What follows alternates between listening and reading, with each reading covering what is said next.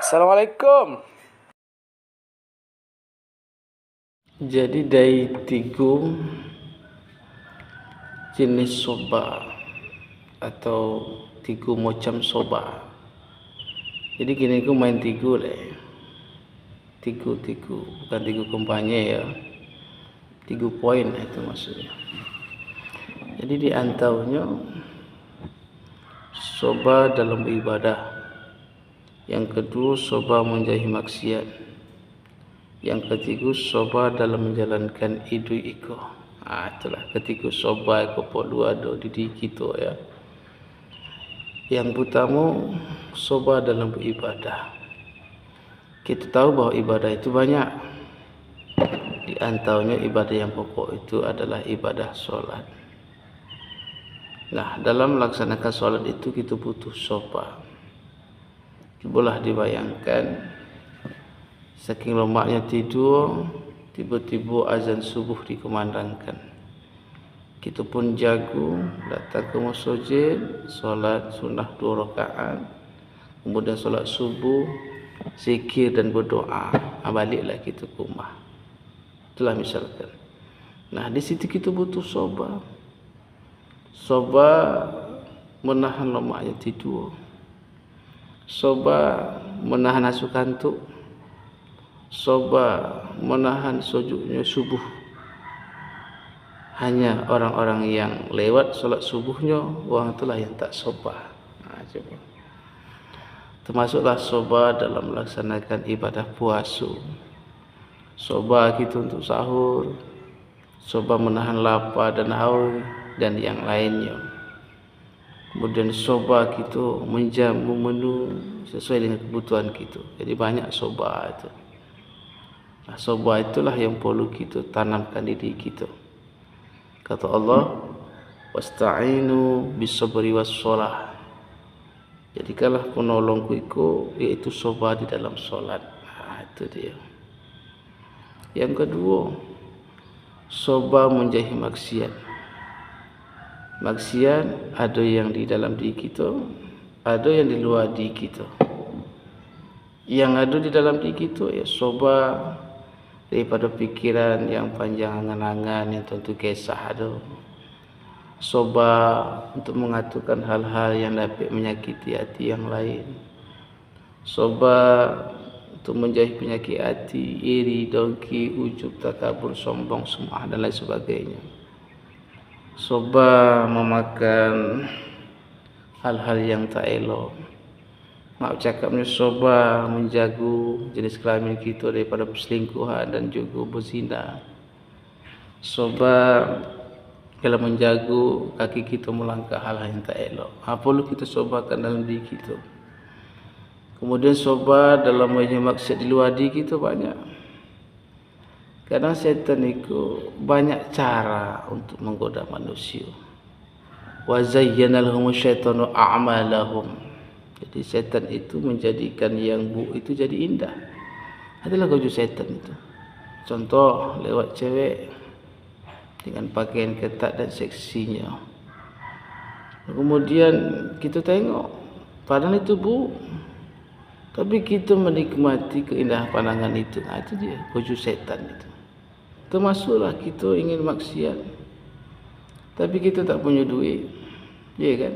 Dimodali yang aku dari sepaket narkoba, aku dari skocing sekian B itu judi. Awalnya memang dibantu yang, tapi kalau dah lama modal suang lah, hancur dia, hancur keluarga dan segala macam. Di saat itulah kita perlu soba untuk menghindari diri kita daripada maksiat. Makanya ingat kita kaedah ulama itu ya, di antara fungsi syariat itu adalah untuk menyelamatkan diri kita sebenarnya. Al-maqasidul khamsah. Ada 5 prinsip dasar yang harus kita ketahui untuk diterapkan syariat itu kepada manusia agar manusia selamat.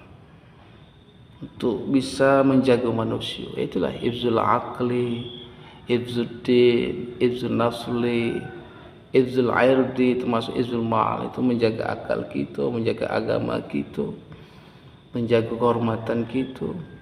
termasuk menjaga keturunan dan harta kita. Itulah fungsinya. Cuma kadang kita selalu bubuk sangku kepada Allah, seolah-olah dengan ada syariat itu mencekam kita. Hendak bukan itu, tapi untuk kemaslahatan kita. Itu soba dalam maksiat. Kemudian yang ketiga adalah soba dalam menjalankan hidup itu. Itulah hidup itu perlu disobakan sebenarnya. Apalagi ibadah yang paling lama itu adalah ibadah rumah tangga. Sampai cuai, sampai mati. Bahkan ingat kita kata orang tua dulu, biarlah temilang yang memisahkan. Maksudnya apa? Biarlah kematian yang memisahkan. Jadi kan di situ pernikahan adalah ibadah yang lama. Nah kalau sudah lama kan banyak cobaan itu, banyak ujian. Oleh sebab itulah kita perlu kita sobar-sobarkan. Kalau tak sobarlah akan berakhir kepada kehancuran dan lain sebagainya. Jadi hidup itulah perlu memang harus disobarkan. Karena hidup itu ada kalanya kita berada di bawah, ada kalanya kita berada di atas. Hidup itu macam roda bak ketuyang kau. Ada kalanya berputar ke bawah, ada kalanya berputar ke atas. Ada pula menyeleneh menyobikkan. Kalau dari atas adalah roda tu. Kalau dari las tak bisa berjalan tu. Kau perlu kadang liuhkan kadang apa yang kita ungkapkan. Menyala bos katanya.